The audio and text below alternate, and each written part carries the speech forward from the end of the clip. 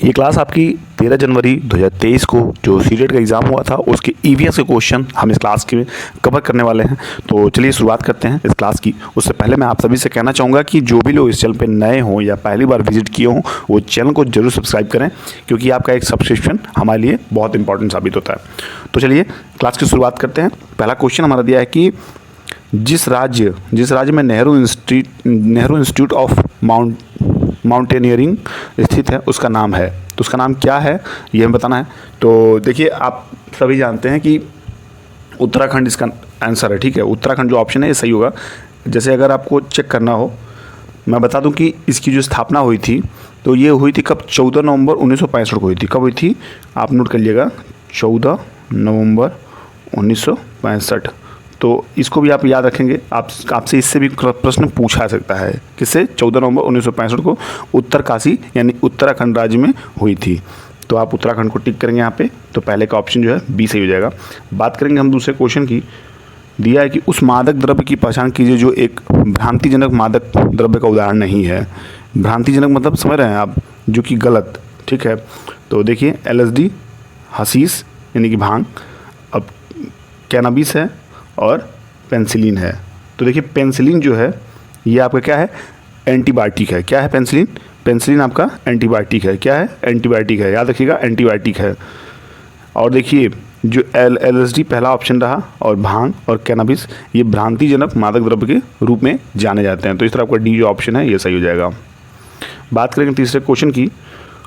जल संरक्षण में संलिप्त अलवर, जिसे भारत का जल पुरुष कहे जाने वाले इस पर्यावरणवादी का नाम है। क्या है? जादव परंग, राजेंद्र सिंह, मेघा पाटकर या आबिद मूर्ति। तो आप सभी लोग जानते होंगे राजेंद्र सिंह। क्या है? राजेंद्र सिंह। बी ऑप्शन जो है इसको टिक कर लीजिएगा, बी ऑप्शन राजेंद्र सिंह। इन्हें जल पुरुष के नाम से भी जाना जाता है। चौथे की बात करेंगे हम। दिया है वह प्रतिरूप जो कश्मीरी हाउस बोट पर चौखटी आरा पहेली जैसे दिखते हैं। चौखटी आरा पहेली जैसे दिखते हैं वह है। क्या है? देवबंद है, मेहराब है, मुकरना है या खत्मबंद है। तो क्या है इनका सही बताना है ऑप्शन आपको। तो ये क्या है? खत्मबंद है। क्या है? खत्मबंद। देखिए ऐसे प्रश्न आपसे पूछे जाएंगे। अभी ये प्रश्न जो है रिपीटेड नहीं है, इसलिए मैं आपको बता रहा हूँ कि ऐसे प्रश्न भी आप तैयार करके रखिए। अगर आपसे पूछे जाए तो आप कहीं से दिक्कतों का सामना न कर सकें सोच में अपने। देखिए अगला क्वेश्चन दिया है 5वें नंबर का। जैसे मैं बताऊँ कि आपसे रीजनिंग का प्रश्न पूछा जाएगा तो थोड़ा बहुत कैलकुलेशन आप रेडी रहिएगा। दिया कक्षा 5 की पाठ्य पुस्तक में गोलकुंडा किले का मानचित्र छपा है। इस मानचित्र के दाहिने नीचे भाग में निम्नलिखित पैमाना छपा है। पैमाना क्या है कि 1 सेंटीमीटर बराबर 110 सेंटीमीटर। 1 सेंटीमीटर बराबर 110 सेंटीमीटर, इसको याद रखिएगा आप। ठीक है, यदि देखिए यहाँ दिया है 1 सेंटीमीटर 110 सेंटीमीटर यहाँ दिया है। यदि इस मानचित्र पर फतेह दरवाज़ा और बंजारा दरवाज़ा के बीच 13.7 सेंटीमीटर की दूरी है तो इन दोनों की वास्तविक दूरी है। तो मैं पहले बता चुका हूँ, कुछ नहीं करना है आपको। आप सीधे सबसे पहले करेंगे क्या कि 13.7 सेंटीमीटर और 1 सेंटीमीटर बराबर 110 सेंटीमीटर है। आपको करना कुछ नहीं है, आप सीधे और सीधे क्या करेंगे कि 13.7 से आप गुणा कर देंगे किसको? 110 मीटर को।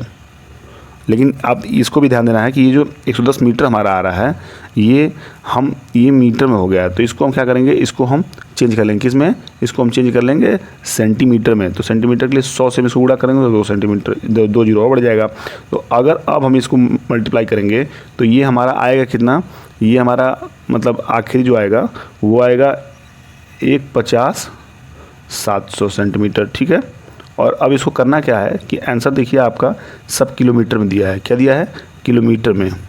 ठीक है, तो इसको हम क्या करते हैं? पहले सेंटीमीटर बना लेते हैं। ठीक है, सॉरी मीटर बना लेते हैं। तो मीटर के लिए अगर हम इसको 100 से भाग दे दें तो ये 0 से 0 कट जाएगा, तो आपका जाएगा 1507 मीटर आ जाएगा। क्या जाएगा? देखिए यहाँ पे लिख देता हूँ यहाँ। अब आपका आ गया, जब 100 से भाग दे दिए तो 1507 सेंटीमीटर आ गया। अब इसको हमें किलोमीटर में परिवर्तित करना है। तो किलोमीटर परिवर्तित करने के लिए आप करना क्या है कि आप इसको 1000 से भाग दे दीजिए, क्योंकि 1 किलोमीटर में 1000 मीटर होता है। तो जब इसको भाग देंगे तो ये जो 0 है 3 जीरो यहाँ पे, यहाँ पॉइंट ले देगा आपका, कहाँ लगेगा 1 पॉइंट हो जाएगा, यानी कि 3 जीरो से आप डायरेक्ट यहाँ पे आ जाएंगे तो वो हो क्या जाएगा कि 1.507 किलोमीटर। 1.507 किलोमीटर कहीं है, देखिए बी वाला ऑप्शन को 1.507 किलोमीटर। अगले क्वेश्चन की बात करें हम, अगला क्वेश्चन 6वें नंबर का है, दिया कि एक पारिस्थितिकी वातावरण के पिरामिड में तीसरा पोषण स्तर है, क्या है? ए आपका ऑप्शन है अपघटक, बी आपका है उत्पादक, सी आपका शाकाहारी और डी आपका है मांसाहारी। तो इन सभी के आधार पे अगर हम बात करें तो मांसाहारी जो है हमारा ये सही हो जाएगा। क्या पूछा गया है कि एक पारिस्थितिकी वातावरण के पिरामिड में तीसरा पोषण स्तर है, तो वो क्या है? मांसाहारी, जिसे कार्निवरस भी कहते हैं। 7वें की बात करें तो 7वां दिया है कि दिल्ली से मुंबई यात्रा करते हुए गौरव और उसके साथ जानी निम्नलिखित राज्यों में से किन छोटे बड़े राज्यों से गुजरे? तो कहाँ से यात्रा कर रहे हैं? दिल्ली से मुंबई। ध्यान दीजिएगा, दिल्ली से मुंबई अगर आप यात्रा करेंगे और किससे आप जा रहे हैं? छोटे बड़े राज्यों से गुजरे हैं, तो आप अगर आप नक्शा आपके पास होता तो आप जान सकते थे कि आप किन किन राज्यों से गुजर सकते थे। तो मैं एक मोटा नक्शा एक बनाता हूँ जिस पे आपको दिखाने का प्रयास करूँगा। ये आप इसको नक्शा क्या चाहिए, एक बार फिर से थोड़ा ड्रा कर लेता हूँ। अगर ये हमारे पास नक्शा है, ठीक है, ये हमारे पास नक्शा है, तो दिल्ली हमारी कहाँ पड़ती है? दिल्ली यहाँ पड़ती है। बात करेंगे महाराष्ट्र, महाराष्ट्र हमारी यहाँ पड़ती है। बीच में आपका क्या पड़ता है? आपका पड़ेगा हरियाणा, यहाँ पड़ेगा थोड़ा सा, और यहाँ पे क्या पड़ेगा? आपका राजस्थान पड़ेगा। तो अगर आप छोटे बड़े होके आएंगे तो आप यही ऑप्शन आएंगे, ठीक है। तो देखिए जितने जो ऑप्शन दिए हैं उसमें मैं बता रहा हूँ कि आप ऑप्शन में देखेंगे पहले में, तो पहला आपका ऑप्शन दिया है महाराष्ट्र, राजस्थान, हरियाणा, तो ये सही है, लेकिन एक ऑप्शन जो हमारा और है वो इसमें ऐड होना चाहिए। क्या है? बी में देखिए गुजरात, महाराष्ट्र, राजस्थान, और देखिए सी आपका ऑप्शन दिया है कि राजस्थान, मध्य प्रदेश, महाराष्ट्र। तो मध्य प्रदेश आपको जाने के चांसेस कम हैं, और डी आपका मध्य प्रदेश और छत्तीसगढ़। तो छत्तीसगढ़ तो नहीं है, छत्तीसगढ़ आप क्यों जाएंगे? तो आपको सबसे सही जो जाना है वो आपको हो जाएगा, कहाँ हो जाएगा आपका? जो बी वाला ऑप्शन है इसको आप देखिए, गुजरात, महाराष्ट्र और राजस्थान, यही आपका सही ऑप्शन हो जाएगा। बात करेंगे हम 8वें क्वेश्चन की, दिया है कि मनाली में चमेली किस प्रकार के आवास में रहती है? तो अगर हम मनाली के आवास के बारे में जानेंगे तभी हम बता पाएंगे। तो मनाली में कैसे आवास होते हैं? तो मनाली में आपको मैं ओरल बता दूं तो मनाली में होता क्या है कि पत्थर या लकड़ी से जो बने घर होते हैं वही वहाँ पे मतलब प्रचलन में होते हैं। किससे प्रचलन में होते हैं? कौन से? पत्थर और जो लकड़ी से बने घर होते हैं। तो ध्यान से देखिए, इन ऑप्शन में खोजिए। देखिए प्रबल बांस के भों से बने घर, तो ये बांस के वहाँ नहीं मिलते हैं आपको। बी आपका दिया कि खपरेल की मिट्टी घर में, ये आपको राजस्थान में मिलेंगे। सी आपका दिया कि पत्थर लकड़ी से बने घर, तो ये एकदम सही और राइट ऑप्शन हो जाएगा जो आपका सी दिया है। और देखिए डी आपका क्या है? बहुमंजिला, तो ये नहीं होगा आपका। बात करेंगे हम 9वें क्वेश्चन की, जो दिया है कि गेहूं से हम विविध प्रकार के खाद्य व्यंजन बना सकते हैं, निम्नलिखित में से कौन से खाद्य पदार्थ गेहूं द्वारा नहीं बनाए गए?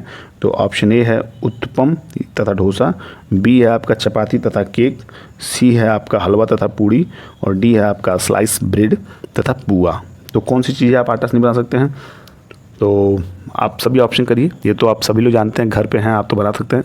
देखिए रोटी आपकी बनती है, बी वाला ऑप्शन की बात करें, रोटी और रोटी बनती है, तो ये ऑप्शन तो बिल्कुल आपका गलत हो जाएगा। बात करेंगे हलवा और पूड़ी भी आपकी बनती है, और स्लाइस ब्रेड और आपका दिया पुआ, तो पुआ भी आपका उसी से बनता है। तो बात करेंगे अगर पहले ऑप्शन की, तो देखिए उत्तपम जो होता है वो बेसन से बनता है। किससे बनता है? बेसन से बनता है। और डोसा जो होता है यह भी आपका बेसन से बनता है। तो ये आपके दोनों जो हैं आटा से न बनने वाले पदार्थ हैं। बात करेंगे 10वें क्वेश्चन की, और इस क्लास की आखिरी क्वेश्चन है। तो देखिए दिया क्या है कि आहारी रेशों के विषय में निम्नलिखित में से कौन सा सत्य नहीं है? तो पहला ऑप्शन हमारा दिया है कि हमारे शरीर को पोषण देना, बी आपका ऑप्शन है रुक्षांश भी कहा जाता है, और सी आपका है कि हमारे शरीर को अपाचित भोजन से छुटकारा पाने में मदद करते हैं, डी आपका मुख्यतः पौधों द्वारा प्रदान किए जाते हैं। तो कौन से ऑप्शन आपके सही होंगे ये आप ध्यान देंगे। पहले ऑप्शन को जो दिया है कि हमारे शरीर को पोषण देना, आहारी रेशों के विषय में निम्नलिखित में से कौन सा सत्य नहीं है? तो ये हमारे शरीर को पोषण जो है नहीं देते हैं, यही सत्य है, ठीक है। सॉरी, सत्य नहीं है, तो जो सत्य नहीं है ये हमको पोषण देना जो है इनका सत्य नहीं है, इनको ये बिल्कुल पोषण नहीं देते हैं। तो इस तरह जो ऑप्शन ए है ये सही हो जाएगा, और ये क्लास यहीं समाप्त होती है। तो मुझे उम्मीद है ये क्लास आपको बेहद अच्छा लगा होगा, क्योंकि ये 13 जनवरी 2023 का जो ईवीएस का क्वेश्चन था उसको हम कवर किए यहाँ पे, और अगली क्लास आपको जल्दी प्रोवाइड की जाएगी। और आपकी प्लेलिस्ट मैं तैयार कर दिया हूँ। अगर आप पूरी मतलब पिछले सारे क्लासेस आप देखना चाहते हैं तो प्लेलिस्ट पर आप जाइए और सारे प्लेलिस्ट आप देख सकते हैं कि मैंने किस तरह से क्वेश्चंस को जो रिपीटेड हैं, जो प्रीवियस ईयर में आए हैं, उनको मैंने पढ़ाया है, जिनको मैंने समझाया है। तो मेरा प्रयास आप सभी के लिए बहुत ही हेल्पफुल साबित होगा अगर आप एक बार उसको देख के चले तो चलिए इसी के साथ मैं आपसे विदा लेता हूँ, क्योंकि सारे क्वेश्चंस मैं करा दिया हूँ। अब आपकी बारी है, आप उन सभी क्वेश्चंस को तैयार करिए और जहाँ भी रहिए स्वस्थ रहिए, पढ़ते रहिए, मस्त रहिए। फिर मिलते हैं अगले क्लास में, तब तक के लिए बाय बाय, टेक केयर।